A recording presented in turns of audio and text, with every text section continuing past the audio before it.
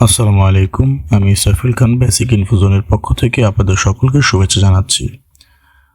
গত ক্লাসে আমরা টেবিল নিয়ে টিউটোরিয়াল দিয়েছিলাম। আজকে আমরা টেবিলেরই দ্বিতীয় পার্ট নিয়ে আলোচনা করব। আমরা মাইক্রোসফট ওয়ার্ড ওপেন করার পর ইনসার্টে আসলাম। আসার পরে টেবিলে ক্লিক করার পরে এখান থেকে যদি আমরা ইনসার্ট টেবিলে ক্লিক করি, তারপরে এখান থেকে আমরা আমাদের পছন্দ মতো কলাম এবং রো দিয়ে আমরা একটি টেবিল তৈরি করতে পারি। তার আগে আরেকটা বিষয় বলে নিচ্ছি, সেটা হচ্ছে অটো ফিট টু কন্ট্যাক্টস। এটা কি? এটা হচ্ছে আপনি যখন একটা টেবিল তৈরি করবেন, আপনার টেবিলটা ছোট হয়ে আসবে, আপনার লেখার উপর ভিত্তি করে আপনার টেবিলটা বড় হবে। তাহলে আমার এখানে কলাম 5 আছে, 5টাই থাক, রো 2টা আছে, 2টাই থাক। অটো ফিট টু কন্ট্যাক্টস আমরা ক্লিক করলাম। ক্লিক করার পর ওকে যদি ক্লিক করি, দেখুন আমার টেবিলটা কিন্তু একদম ছোট। আপনি চাইলে অবশ্যই এটা বড় করে নিতে পারবেন, কিন্তু এই যে অটোফিটটা, এই অটোফিটটা বলতে কি বোঝায়? এই অটোফিটটা বলতে বোঝায় যে আপনি যা লিখবেন এখানে আপনার লেখার উপর নির্ভর করে হচ্ছে আপনার টেবিলটা বড় হবে। বোঝা গেল? তো এইটা আমরা বাদ দিলাম। বাদ দেওয়ার পর আমরা আবার টেবিলে যাই। টেবিলে যাওয়ার পর ইনসার্ট থেকে আমার কলাম 5টা, রো হচ্ছে 2টা, আমরা ওকেতে ক্লিক করলাম। ক্লিক করার পরে এবার আসে হচ্ছে লেআউট, টেবিল টুলস থেকে লেআউটে আসার পরে আমরা এখান থেকে দেখব যে select cell, select column, select row, select table. আমরা যদি সিলেক্ট সেলে ক্লিক করি তাহলে একটা সেল সিলেক্ট হবে, সিলেক্ট কলামে ক্লিক করলে কলাম সিলেক্ট হবে, সিলেক্ট রো সিলেক্ট করলে রো সিলেক্ট হবে, সিলেক্ট টেবিলে ক্লিক করলে সম্পূর্ণ টেবিলটা সিলেক্ট হবে। তো আমাদের এইখান থেকে সিলেক্ট করার প্রয়োজন নাই, আমরা চাইলে এই মাউস দিয়ে আমরা সিলেক্ট করতে পারি। আমি সেল সিলেক্ট করলাম এভাবে, এই যে সেল সিলেক্ট করলাম এভাবে, আপনি সম্পূর্ণ রো সিলেক্ট করলেন, আপনি এই যে কলাম সিলেক্ট করলেন, আপনি সম্পূর্ণ টেবিল সিলেক্ট করলেন। আমরা চাইলে এইটা বাদেও সিলেক্ট করতে পারি। এরপরে আমরা আসি হচ্ছে ড্র টেবিল। ড্র টেবিলটা কি? ড্র টেবিল হচ্ছে আপনি যদি টেবিল আঁকতে চান, আমি যদি ড্র টেবিলে ক্লিক করি তাহলে কি করতে পারবো? এটার মধ্যে আমরা আরেকটা কলাম নিয়ে আসতে পারবো, এখানে আরেকটা রো নিয়ে আসতে পারবো, নিচে আরেকটা চাইলে ঘর বাড়ায় নিতে পারবো। কিভাবে? এইখান থেকে শুরু করে এই পর্যন্ত রাখি। এই যে আমরা একটা ঘর চলে আসলো। তো আমরা বলতে পারি যে ড্র টেবিল এবং টেবিলের সেম কাজ। ড্র টেবিলটা হচ্ছে আপনাকে একটু কষ্ট করে টেবিলটা এঁকে নিতে হবে। এটা হচ্ছে ড্র টেবিলের কাজ। এবার আসে হচ্ছে ইরেজার মানে কি? ইরেজারের কাজ হচ্ছে মুছে ফেলা। ক্লিক করলাম, আমি বাইরের অংশটুকু মুছে ফেলতে চাই, বেশ আমার এটা মুছে গেলাম, মাঝখানে কলামটুকু মুছে ফেলতে চাই, ইরেজার সিলেক্ট করলাম, এখান থেকে এই যে মুছে ফেললাম। এটা হচ্ছে আমার ইরেজারের কাজ।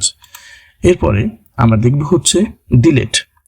আমরা যদি ডিলেটে ক্লিক করি, এখান থেকে কি ডিলেট করা যাবে? ইরেজারের কাজ এবং ডিলেটের কাজ হুবহু এক।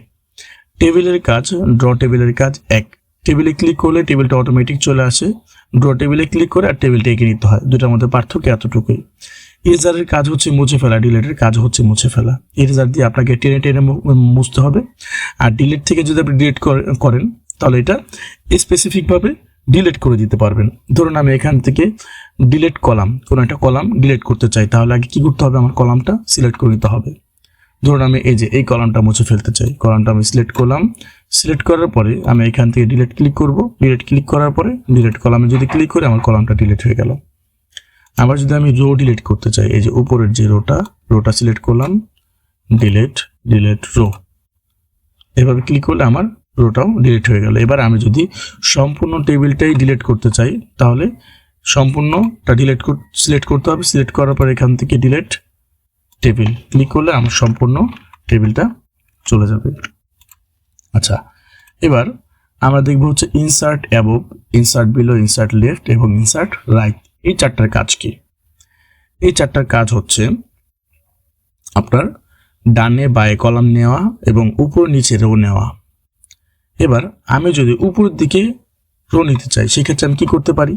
কার্সরটা আমি উপরের দিকে রাখবো, উপরের দিকে যে কোনো একটা ঘর রাখলেই হবে। রাখলাম, রাখার পরে ইনসার্ট অ্যাবভে ক্লিক করলাম, আমার উপর দিকে ঘর আসবে। আমি যদি নিচের দিকে ইনসার্ট বিলোতে ক্লিক করি তাহলে নিচের দিকে রো আসবে। আমি যদি ডান দিকে ক্লিক করি ডান দিকে কলাম আসবে, বাঁ দিকে ক্লিক করলে বাঁ দিকে কলাম আসবে। এতটুকু হচ্ছে আমার মানে কলাম এবং রো নেওয়ার ক্ষেত্রে ব্যবহার করতে পারি। এরপরে আমরা আসি হচ্ছে মার্জ, স্প্লিট সেলস। এটার কাজ কি? মার্জের কাজ হচ্ছে ঘর খালি করা। ধরুন আমি এখন এই ঘর থেকে এই ঘর এই দুইটা ঘরের মাঝখানে যে দাগটা দেখা যাচ্ছে মানে কলামটা, এই কলামটাকে মুছে ফেলতে চাই। কি করতে হবে? কলামটাকে সিলেক্ট করতে হবে। সিলেক্ট করার পরে মার্জ সেলসে যদি ক্লিক করি, এই যে দাগটা আমার মুছে গেল। এরপর আসে হচ্ছে স্প্লিট সেল। স্প্লিট সেলের কাজ কি? মানে একটার মধ্যে একাধিক যদি আপনি রো অথবা কলাম নিতে চান, সেক্ষেত্রে আপনি স্প্লিট সেলস ব্যবহার করতে পারেন। এখন আমি চাচ্ছি যে এই ঘরে 5টা কলাম 2টা রো, এই ঘরে 5টা কলাম 2টা রো নিয়ে আসবো। কিভাবে নিয়ে আসবো? স্প্লিট সেলে ক্লিক করি, 5টা কলাম 2টা রো, ওকে, এই যে 5টা কলাম 2টা রো।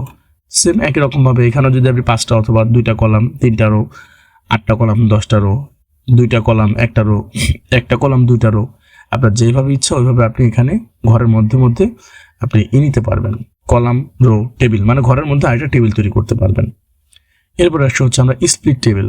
স্প্লিট টেবিলের কাজটা হচ্ছে আপনার সম্পূর্ণ টেবিলটাকে খণ্ড খণ্ড করে ভাগ করা। এখন আমি এই সম্পূর্ণ টেবিলটাকে হচ্ছে 2টা ভাগ করব। আমি এখান থেকে সিলেক্ট করলাম,